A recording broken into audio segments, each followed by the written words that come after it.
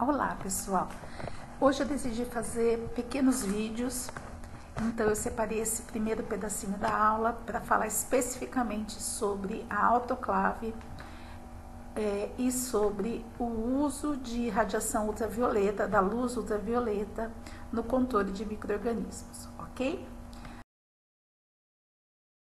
Muito bem, pessoas, nós temos na categoria dos agentes físicos, nós temos três categorias: esterilização pelo calor, por radiação e por filtração, ok?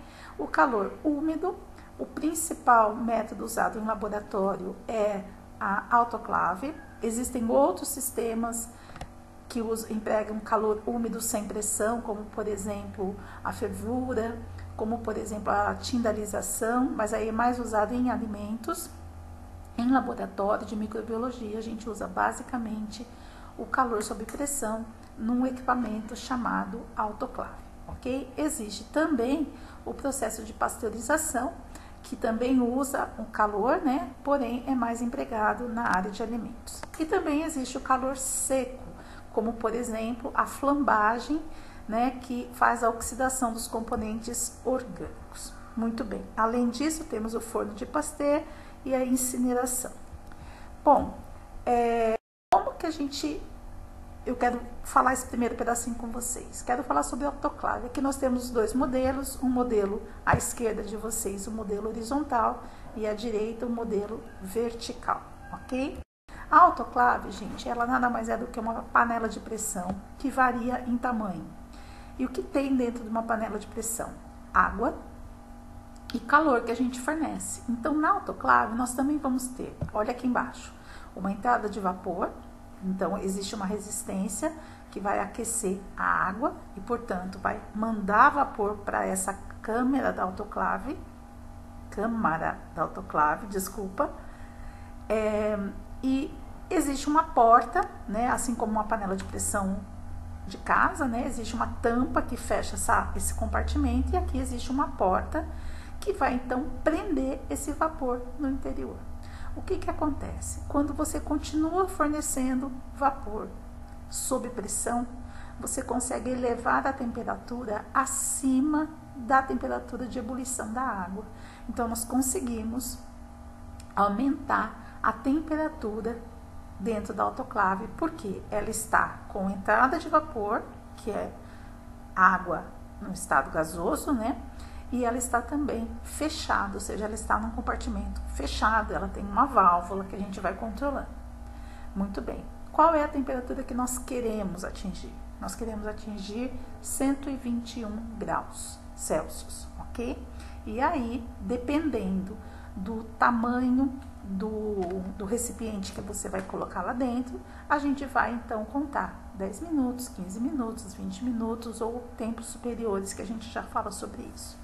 Então, toda autoclave vai ter que ter uma entrada de vapor, de água ou uma resistência, uma ligação na rede elétrica.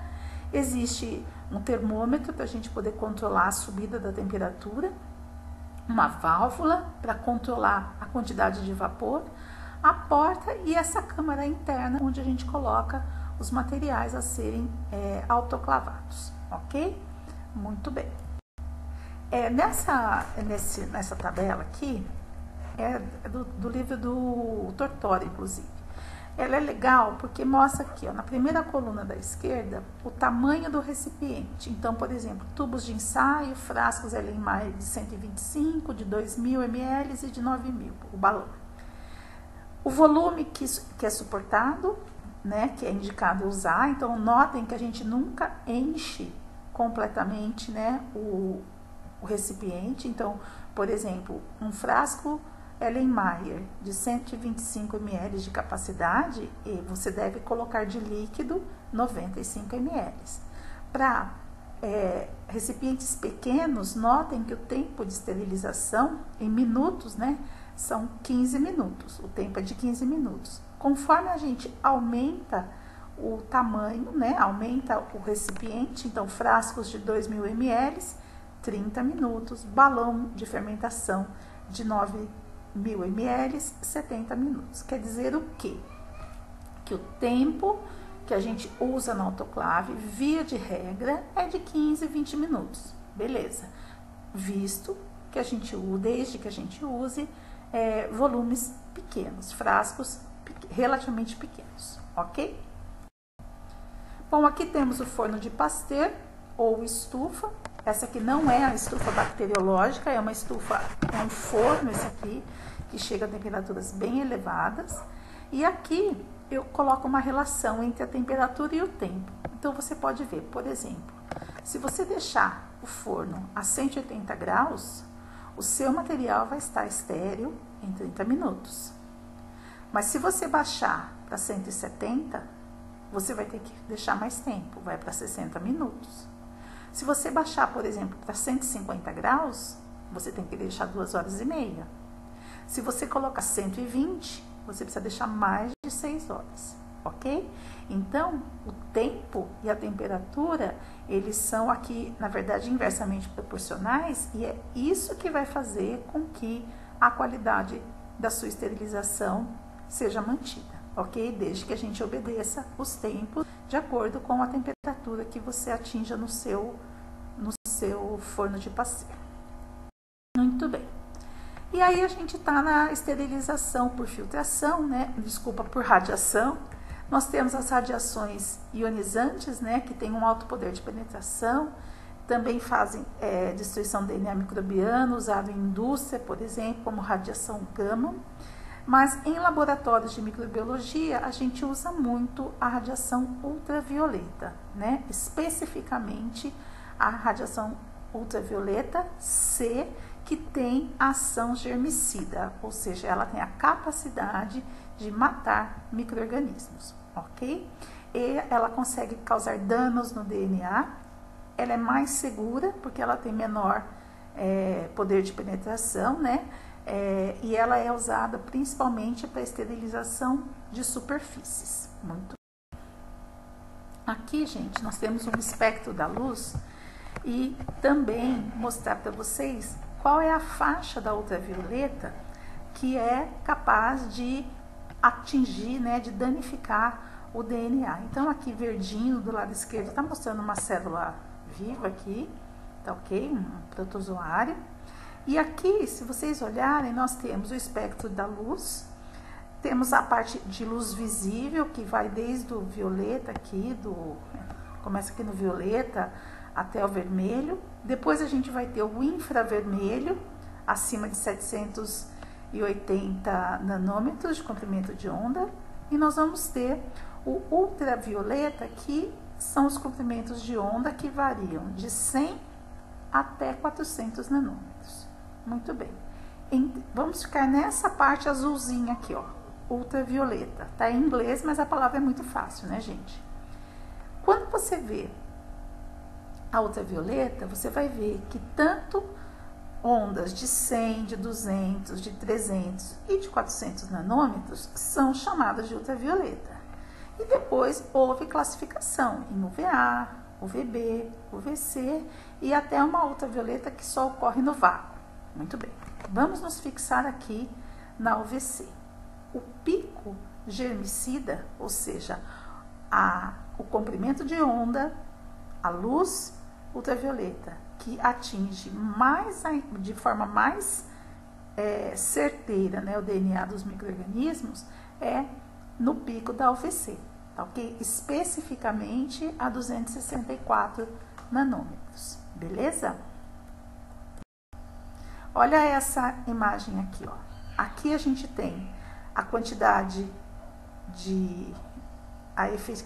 a eficácia do poder germicida e aqui o comprimento de onda. Se vocês olharem, até morre micro-organismo a 220 nanômetros, a 240, morre a 320, a 280, mas o pico, né? Ou seja, ele tem maior atividade, é mais efetivo o poder germicida quando a luz está na faixa dos 260 nanômetros, ok? Bom, aqui mostrando experimentos, né? Eu coloquei um vídeo para vocês muito bonitinho, onde as placas inoculadas com micro-organismos são submetidas a tempos diferentes de ultravioleta. Aqui mostrando cabines, né, fluxo laminar com iluminação ultravioleta. Desculpa, acho que eu cortei sem falar. No slide anterior, cabine de fluxo laminar com as lâmpadas ultravioletas. E aqui mostrando, né, uma bactéria submetida a nenhum tempo de ultravioleta, depois a 2, a 5 e a 10 segundos de exposição. Então, se a gente, para fazer um experimento desse, naturalmente que a gente tem que colocar, né, inocular a mesma quantidade de bactérias, e aí a gente consegue ver o efeito da luz ultravioleta sobre a formação das colônias bacterianas. Só lembrando que isso aqui é uma placa de Petri, no fundo meio de cultura, e em cima essas bolinhas, né, essas estruturas arredondadinhas vermelhas aqui, é a bactéria chamada Serratia marcescens, que é boa de dar problema em alimentos, ok? E só para falar para vocês um pouquinho, existe um método de esterilização, que é a filtração, é um método físico também, onde a gente vai passar uma solução, por exemplo, isso é bastante usado em laboratório, quando você precisa, por exemplo, esterilizar uma solução que não pode ser aquecida, a gente vai passar essa solução por meio, através de um filtro, tá? Só que é um filtro muito específico, né? Muito delicadinho, com porosidades muito pequenininhas. Então, nós temos membranas filtrantes de porosidade 0,45 micrômetros, temos também de 0,22, temos outras porosidades, ok? Aqui mostrando como é que se monta esse tipo de aparato, né? Que na verdade é um Kitasato, é um Erlenmeyer que tem uma saída para bomba de vácuo, uma rolha para poder manter o vácuo, um suporte geralmente metálico e aqui em amarelinho a membrana filtrante. Tudo isso fechado, a gente vai colocar aqui o meio não estéreo, né? O que você quer coletar, né? O que você quer esterilizar. E aqui nesse vidro que estava já estéreo, vai drenar, né, o teu meio já filtrado. O que acontece na membrana filtrante? Essa foto aqui é simples, mas ela é bem didática, né? A gente passa por uma membrana, que aqui nessa imagem tá marronzinho. A gente passa por essa membrana uma solução, um líquido, né? E essas bolinhas vermelhas aqui representam os micro-organismos, vão ficar retidos, mostrando então que a solução que vai passar através dessa membrana vai ser uma solução estéril, ok?